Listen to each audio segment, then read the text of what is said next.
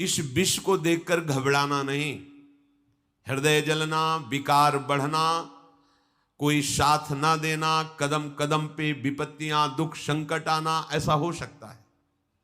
आपको बिल्कुल फिसलना नहीं, रुकना नहीं, लक्ष्य दृढ़ रखना, सब ठीक हो जाएगा। ये मार्ग की स्थितियां हैं।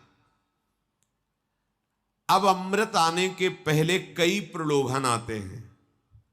समुद्र मंथन लीला से प्रभु ने मानो साधक की प्रारंभ अवस्था से लेकर सिद्धावस्था तक की बात वर्णन की। अब समस्त देवता और असुरों को बड़ी प्रसन्नता हुई जब भगवान शंकर ने विषपान कर लिया। समुद्र मंथन फिर प्रारंभ हुआ तो कामधेनु प्रकट हुई, जो समस्त कामनाओं को पूर्ण करने वाली है। कामधेनु गाय, दिव्य अग्निहोत्र की सामग्री उत्पन्न करने वाली, जो भी कामना करो तत्काल पूर्ण कर दे, वो ब्रह्मलोक में स्थापित हुई कामधेनु गाय। विचार कीजिए, अब आपके अंदर जो साधना में चले हो तो जो छुपी हुई कामनाएं हैं वो पूर्ण होती नजर आएंगी। आपने सोचा काम हो गया, आपको आनंद आने लगा, ओह मैं जो सोचता हूं वही हो गया। खतरा, खतरा स्वीकार मत करना, इस वृत्ति को स्वीकार मत करना। संतों ने प्रभु से प्रार्थना की, नाथ यदि मेरे अंदर कोई चाह हो तो कभी पूर्ण मत करना, उसे नष्ट कर देना। चाह नहीं, क्योंकि चाह होगी जगत की। बहुत धोखा है यदि आप इस जगत की किसी उन्नति को अपनी उन्नति मान लिए। यह अध्यात्म मार्ग है। आप एक मकान चाहते हैं, बड़े बड़े महल, ऐसे परकोटे, ऐसी ऐसी शक्तियों से सुरक्षित। देखो ना, भौमासुर का चरित्र पढ़ के देखो, 7 प्रकार की खाइयां, जहरीली गैस, बिजली, क्या क्या सुरक्षा काल भगवान ने मिट्टी में मिला दिया। न वो परकोटे बचे, न वो महल बचे, न वो महलों में रहने वाले बचे, केवल उनका इतिहास में नाम लिखा हुआ है। जगत की उन्नति की बात जब हमें सत्य लगने लगती है तो हमारा पूरा जीवन पार्थिव भोगों में चला जाता है। अध्यात्म मार्ग को हम जान ही नहीं पाते कि हमारा शरीर छूटेगा तो हमारी गति क्या होगी। सब जीने की व्यवस्था में पूरी आयु व्यतीत कर देते हैं, लेकिन आयु पूरी होने के बाद क्या व्यवस्था है उसके विषय में सोचते ही नहीं। अध्यात्म वर्तमान को और भविष्य को दोनों को महामंगलमय बनाता है। साधक की जब साधना अहंकार रहित होने लगती है, अर्थात विष का शमन होने लगता है, तो उसके अंदर दिव्यता आती है। वो जो पदार्थ सोचता है वही मिल जाएगा, व्यक्ति वस्तु का संयोग वही हो जाएगा। जैसा सोचता है वैसा ही होना प्रारंभ हो गया। ये कोई सिद्धि नहीं है, ये कोई लक्ष्य नहीं है, ये लक्ष्य से गिराने वाला है। अगर यहीं रुक गए तो अमृत पद पर नहीं पहुंच पाए अभी। इसीलिए वो कहां स्थापित की गई? ब्रह्मलोक में। अर्थात समस्त कामनाएं ब्रह्म में समर्पित कर दो, प्रभु के चरणों में समर्पित कर दो। मुझे कामनाओं की पूर्ति नहीं, मुझे आप चाहिए। और आप मिल गए तो कौन सी कामना बकाया रह गई। बहुत सावधान। कुछ साधक अपनी इसमें बड़ाई समझते हैं, मैं जो सोचता हूं वही हो जाता है। ये बड़ाई नहीं, धोखा है तुम्हारे साथ। तुम अपने साथ धोखा कर रहे हो, अपने भजन को खर्च कर रहे हो जो भगवत प्राप्ति के लिए, और ये करते करते तुम्हारा उत्साह नष्ट हो जाएगा। तुम सत्य संकल्प कर ही नहीं पाओगे भगवत प्राप्ति का। इसलिए कामनाओं की पूर्ति पे जलन होनी चाहिए। तुम्हारी इच्छा हुई, तत्काल कामना की पूर्ति नजर आ रही तो तुम्हें भयभीत हो जाना चाहिए। प्रभु क्या आप देख नहीं रहे हो? नाथ ही कामनाओं की पूर्ति रूपी वृत्ति हमें परमार्थ से हटा देगी। ऐसा कभी नहीं होना चाहिए। राबिया जी नाम की भक्ता थी, उन्होंने प्रभु से कहा, यदि मेरे हृदय में कभी सुख की चाह हो तो महान दुख देना, अगर स्वर्ग की चाह हो तो घोर नरक भेज देना। प्रभु मेरे हृदय की चाह कभी पूर्ण मत करना। भर्तरी जी ने भगवान शंकर जब प्रकट हुए तो कहा, हे देवाधिदेव, मुझे कभी सम्मान से भिक्षा भी ना मिले। क्या ये चाह रहे हैं महापुरुष? अब माया का ये नाटक अब हमें नहीं चाहिए। ये प्रणाम नमस्कार प्रतिष्ठा महल घाती घोड़े वस्तु पदार्थ सब केवल पर्दे के हैं, पर्दे के। मान लीजिए जैसे आप फिल्म देखते हैं, पर्दे के हैं, सही नहीं है, यहां कुछ सही नहीं है, सब धोखा है। सही है तो एकमात्र सच्चिदानंद भगवान मान लीजिए, नहीं अंतिम में हाथ कुछ नहीं आने वाला, कुछ भी करके देख लो, काल के एक झटके में सब मिट्टी में मिल जाता है। जिसे हम देख रहे हैं कि हाँ हमारी बहुत उन्नति है, बहुत सुख है, बहुत साम्राज्य है, वो एक क्षण का अच्छा स्वप्न है, जगोगे कुछ नहीं है। जब कामधेनु प्रकट हुई तो उसे ब्रह्मलोक में स्थापित किया गया। उसके बाद उच्चैश्रवा घोड़ा प्रकट हुआ, जो असुरों ने लेना स्वीकार किया, तो असुराधिपति को उच्चैश्रवा मिला। कोई पद नहीं स्वीकार करना, ये तो प्रारंभ में ही गुरुजनों की कृपा थी। सदगुरुदेव भगवान ने कहा था जीवन में कभी कोई पद स्वीकार नहीं करना, कोई भी पद, तभी तुम परम पद की चाह से पुष्ट रहोगे। जब बच्चे ही थे तभी उन्होंने कहा देखो भाई, जिस मार्ग में तुम चले हो इसमें कोई पद स्वीकार मत करना, तुम्हें स्वीकार नहीं करना, पद मिलेगा नहीं ऐसा नहीं कहा, तुम्हें कोई पद स्वीकार नहीं करना, कोई पद नहीं, तभी तुम परम पद के अधिकारी बनोगे। कोई भी पद स्वीकार कर लिया स्वयं से तो परम पद के अधिकारी नहीं रहोगे। देखो चक्रवर्ती सम्राट पद पर अभिषिक्त हैं अम्बरीश जी, पर अपने ठाकुर जी के महल में पोछा स्वयं लगाते हैं, मार्जन स्वयं करते हैं, पात्रों का मार्जन स्वयं करते हैं, ठाकुर सेवा स्वयं करते हैं। अर्थात हृदय में सम्राट पद की स्वीकृति नहीं है, प्रभु के दासत्व पद की स्वीकृति। सावई मना कृष्ण पदारविंदयो, ये कोई भी पद अमुक अमुक अमुक ये पद स्वीकार बाहर से प्रभु देते हैं, बड़े बड़े महापुरुष पदों में विराजमान, स्वीकृति नहीं हृदय में। हृदय में ब्रह्म स्थिति, भगवत दासत्व, यही भाव, बाहर की किसी पद प्रतिष्ठा की स्वीकृति नहीं। पूज्य मामा जी महाराज बक्सर वाले, उस समय संन्यास वेश में हम काशी में ही घाटों में रहते थे, तो युगल किशोर के गुरुदेव है, तो उन्होंने कहा आज बहुत बड़ी सभा है और वहाँ हमारे पूज्य मामा जी का अग्र पूजा सर्वश्रेष्ठ सम्मान दिया जाएगा। काशी विद्वानों की नगरी, संतों की नगरी है, बहुत से संत महात्मा सन्यासी जन विद्वान जन आए, बहुत बहुत थे, भीड़ लगी थी। मामा जी को जो मंच बना था विराजमान करके अभिषेक किया गया, और जब मामा जी को कहा गया आप 2 वचन बोलिए, निहाल कर दिया, आंखों में आंसू थे, और उन्होंने कहा जैसे मां अपने पुत्र को सजा करके गोद में बैठा कर दुलार करती है, ऐसे आप सब काशीवासी महापुरुष जन मुझ अधम को जो पुत्रवत दुलार कर रहे हैं, इससे मुझे पता चल गया कि मेरे प्रभु मुझे अपने चरणों में स्वीकार किए हुए हैं। क्योंकि आप सब गुरुजन हैं, आप सब हमारे वात्सल्य समुद्र प्रभु के स्वरूप हैं, और मुझ अधम को स्वीकृति कहां है? कोई भी एक शब्द कहीं उस सम्मान की स्वीकृति का नहीं था। और जब उतरे तो साष्टांग दंडवत पूरी सभा को किया। आश्चर्य, ऐसे महामहिम स्वरूप में स्थित होती हुई कोई स्वीकृति नहीं उस सम्मान की।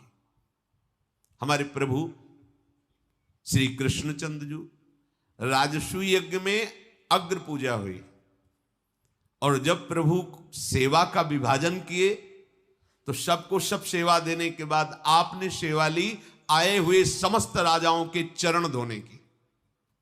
आश्चर्य की बात, जिनके चरणों का ध्यान स्वयं भगवान शंकर ब्रह्मादि करते हैं। ध्येयम सदा परिभवग्नम अभीष्ट दोहम तीर्थास्पदम शिव विरंचि नुतम शरण्यम, वो भगवान सबके चरण धो रहे हैं। कहां स्वीकृति हुई अग्र पूजा की? भगवान ने अपने को अग्र पूजा का अधिकारी सबने माना, सबने किया, पर भगवान ने स्वीकृति कहां दी कि हम तो सबके चरण सेवक हैं। कौन है ये? भगवान है। क्या दिखा रहे? भगवान का दास कैसा होगा फिर? जब स्वामी का स्वभाव ऐसा है तो दास का स्वभाव कैसे होगा? ऐसा कैसे हो सकता है कि वो किसी अहम जनित पद को स्वीकार करे? फिर चंद्रमा के समान श्वेत वर्ण का जो उच्च श्रवा मिला वह असुराधिपति ने स्वीकार किया, क्योंकि भगवान ने सिखा दिया था देवताओं को कि जब तक हमारा इशारा ना हो तब तक किसी भी वस्तु के लेने के लिए आग्रह मत कर देना। यहां भी ध्यान दीजिए, कोई भी रिद्धि सिद्धि प्रभाव सम्मान स्वीकार मत कर लेना। और भगवान का इशारा है तो उनके इशारे पे रहना तुम। बस महलों में रखे चाहे झोपड़ी में बास दें, कोई तुम्हारा बाल बांका नहीं कर सकता। तुम मत चाह कर लेना, भगवान का इशारा है। जय जय हो रही, भगवान का इशारा है। फुटपाथ में बैठे भिक्षा मांगकर उदर पोषण करके नाम जप कर रहा है, वो दोनों स्थिति में समान है, क्योंकि वो प्रभु में है, ना कि बाहरी परिस्थिति स्थिति में है। फिर समुद्र मंथन प्रारंभ हुआ। ऐरावत नाम का महामहिम श्रेष्ठ गजराज प्रकट हुआ, बड़े ही सुंदर उज्जवल 4 दांत बाहर निकले हुए, मानो जैसे कैलाश पर्वत ही प्रकट हो गया। कैलाश पर्वत बहुत श्वेत वर्ण, एकदम श्वेत वर्ण का विशाल काय गजराज ऐरावत हाथी। उसको देवराज को प्रदान किया गया, क्योंकि उच्च श्रवा असुराधिपति को तो देवाधिपति देवराज इंद्र को ऐरावत। फिर कौस्तुभ मणि निकली। कौस्तुभ मणि को देखते ही सबने स्वीकार किया कि ये अजित भगवान के हृदय पर विराजमान हो। कौस्तुभ मणि श्री भगवान ने धारण कर ली अपने हृदय में। इसके बाद कल्प वृक्ष प्रकट हुआ। कल्प वृक्ष जैसी इच्छा करोगे वैसी ही रचना तुमको प्राप्त हो जाएगी, जो चाहोगे, पर भगवान की प्राप्ति नहीं करा सकता। इसीलिए कहा है वृंदावन की लता सम कोटि कल्प तरुणाई। देखो ये जो कुछ भी है प्रभु के बिना सब शून्य है, इतनी बात मान लो। जो भी है, चाहे यहां से लेकर ब्रह्मलोक तक, जो भी, अगर तुम्हारे जीवन में प्रभु नहीं तो सब जीरो है। कहीं भी जाओ भटकना ही भटकना है। खूब शास्त्रों का स्वाध्याय करके बचपन से देखा है। एकमात्र भगवान का भजन है तो सब ब्रजभाषा में चकाचक है। अगर भजन नहीं है तो कोई भी पदवी, कोई भी सिद्धि, कोई भी वस्तु पदार्थ सब माया का खेल है। पक्का समझ लो, विश्राम नहीं है। ये सब स्वर्ग में विराजमान कल्प वृक्ष भी, इसलिए कह रहे हैं कि देखो कल्प वृक्ष भी स्वर्ग में विराजमान। ऐसी दिव्यता है, पर हृदय शीतल नहीं है। हृदय शीतल नहीं है। हृदय शीतल होता है स्वामिनी जी के चरणारविंद का जब यहां प्रादुर्भाव होता है, लालजू के चरणों का जब यहां प्रादुर्भाव होता है, तब जन्म जन्म की जो जलन है, ताप है, उसका शमन हो जाता है। एक किसी वस्तुओं से शमन होने वाला नहीं। इसके बाद अप्सराएं प्रकट हुई। प्रधान अप्सरा रंभा, वो देवताओं की सभा में। इसके बाद मूर्तिमान महातेजस स्वरूप समुद्र मंथन से लक्ष्मी देवी का प्रादुर्भाव हुआ। बिजली की सी कांति जगमगा रही थी अंगों में। सौंदर्य, औदार्य, यौवन, रूप, रंग, कोई भी ऐसा नहीं था जो देख करके स्तब्ध ना रह गया हो। अब मंत्रमुग्ध, मानो सबको स्तब्ध कर दिया लक्ष्मी। देवता दैत्य सब देखते ही रह गए। इतना सुंदर रूप भगवती श्री लक्ष्मी जी का। सबको चाह हुई कि लक्ष्मी जी हमें प्राप्त हो जाए, सबको। देवराज इंद्र ने तत्काल सुंदर बैठने का आसन बिछाया। मूर्तिमान नदियों ने अभिषेक किया। गंधर्वों ने मंगल गान प्रारंभ किया, अप्सराएं नृत्य करने लगी, मृदंग, डमरू, ढोल, नगारे, नरसिंगे, शंख, वेणु, वीणा ये वाद्य बजने लगे। भगवती लक्ष्मी जी मंद मुस्कुराती हुई हाथ में कमल लिए हुए, जो समुद्र मंथन से प्रकट हुई थी, देवराज इंद्र के द्वारा दी हुई सिंहासन पर विराजमान हुई। ब्राह्मण वेद मंत्रों का पाठ करते हुए दिग्गजों ने कलशों से जल से अभिषेक किया, रेशमी वस्त्र प्रदान किया। वरुण देव ने नमस्कार करते हुए वैजंती माला प्रदान की। विश्वकर्मा ने भांति भांति के गहने, सरस्वती जी ने प्रकट होकर मोतियों का हार, ब्रह्मा जी ने कमल और 2 दिव्य कुंडल समर्पित किए। जब ब्राह्मणों ने स्वस्त्यन पाठ कर लिया तो अपने कमल को घुमाते हुए वरण करने के लिए लक्ष्मी जी निकली। कौन मुझे वरण करेगा? जिसकी तरफ देखती लक्ष्मी जी तो सबके हृदय में था कि लक्ष्मी जी मुझे ही वरण करें। लक्ष्मी जी ने विचार किया जो निर्दोष है उसे ही मैं वरण करूंगी। जिसको मैं वरण करना चाहती हूं वो नित्य हो, अविनाशी हो, वो मुझे चाहता ना हो। ध्यान से सुनिए, लक्ष्मी चाहने वाले को लक्ष्मी नहीं मिलती, तभी सब परेशान है, क्योंकि लक्ष्मी की चाह है। और जो अचाह हो गया तो लक्ष्मी जी उसको पुत्र की तरह दुलार करती है। पर यहां लक्ष्मी पति बनने के लिए सब परेशान है। नहीं, मायापति, अबे लक्ष्मीपति, करोड़पति, अरबपति, खरबपति, इससे चैन नहीं है। लक्ष्मीपति बनने, लक्ष्मीपति के दास बन जाओ और चाह खत्म करो तो मां है, जगदम्बा है, वही भरण पोषण करती सबका। गंधर्व, यक्ष, असुर, सिद्ध, चारण, देवता, पूरे त्रिभुवन में हाहाकार मच गया लक्ष्मी जी वरण करने के लिए। तो बड़े बड़े महात्मा जन भी दर्शन करने हेतु पधारे। लक्ष्मी जी ने दृष्टि डाली तपस्वियों पर।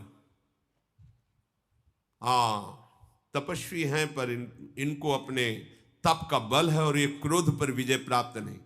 तपस्वी एक क्षण में ही हाथ में जल हो जाता है। अच्छा, तो देखो ना, वो चरणामृत पी रहे हैं अम्बरीश जी, तुमने निमंत्रण देकर के भोजन पा लिया, परायण कर लिया, तुम्हें डर नहीं लगा? लो ये लो, कृत्या प्रकट कर दे। एक क्षण में दंड देने की भावना, ये क्रोध पर विजय प्राप्त नहीं कर सके। ये ज्ञान तो है इनको, ज्ञानी जन, पर ये पूरे अनासक्त नहीं है। ये बड़े बड़े महत्वशाली हैं पर ये पूर्ण काम विजयी नहीं है। बहुत ऐश्वर्यशाली हैं पर इनको दूसरों का आश्रय लेना पड़ता है। धर्माचरण तो है पर प्रेम नहीं है। त्याग तो है पर ये मोक्ष पद में नहीं है। वीरता तो है पर काल के पंजे से बाहर नहीं है। और कुछ महात्माओं को देखा कि इनके अंदर न विषयाशक्ति न कोई चाह है, पर ये देख ही नहीं रहे हैं, ब्रह्मानंद में तरफ थे, तो उनसे मतलब ही क्या है।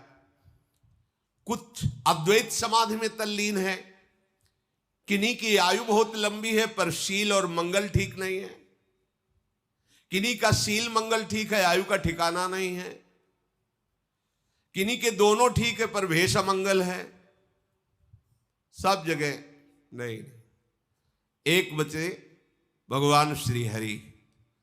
तब कहा यहां सब कुछ है पर ये मेरी तरफ देख ही नहीं रहे, चाह ही नहीं रहे। पर ना चाहते हुए भी वर्ण मुझे इन्हीं का करना है। लक्ष्मी जी ने श्री भगवान श्री हरि के गले में वरमाला डाल दी। समस्त देवताओं ने जय घोष किया। भगवान जगत पिता हैं, लक्ष्मी जी जगत जननी है, जगत माता है। समस्त संपत्तियों की अधिष्ठात्र देवी श्री लक्ष्मी जी को पार्श्व में विराजमान तो किया ही, पर प्रधान स्थान वक्षा स्थल में दिया, जिसे श्री लांछन कहते हैं। श्री लक्ष्मी जी यहां विराजमान भगवान श्री हरि के। शंख तुरही मृदंग आदि बाजे बजने लगे, जय घोष होने लगे। मंत्रों के द्वारा बड़े बड़े ब्रह्म ऋषियों ने भगवान की स्तुति की। अब लक्ष्मी जी ने जब नारायण श्री हरि का वर्ण किया तो असुरजन निराश हो गए। भगवान ने कहा निराश नहीं होना चाहिए। देखो, जब तक